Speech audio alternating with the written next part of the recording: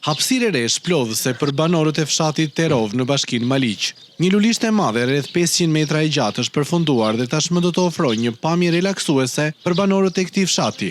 Administratori i njësisë Pojan, Kreshnik Hazot, deklaroi se kjo hapësirë do të gjelbërohet e gjitha dhe së shpejti të tjera lulishte të ngjashme janë projektuar edhe për fshatrat e tjerë të kësaj njësie administrative. Bëm krastitjen e pemëve të vjetra, seleksionimin e atyre që ishin të dëmtuara dhe më pas mbollëm shtuam rreth 34 rajnë blini për ta bërë sa më të bukur, sa më të pastër këtë lulishte siç është. Më pas do vazhdojmë dhe me mbjelljen e barit të kësaj gjatësie të kësaj lulishte.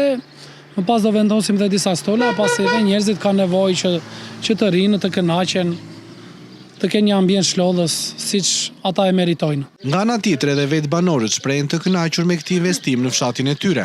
Është një gjë shumë e bukur për këtë lulishte, për mirëmbajtjen e vendit, për të qetësuar pensionistët, për të ndenjur të çlodhen, për të pirë një kafe së bashku, për të bërë shumë gjëra. Lulishtja është shumë e mirë.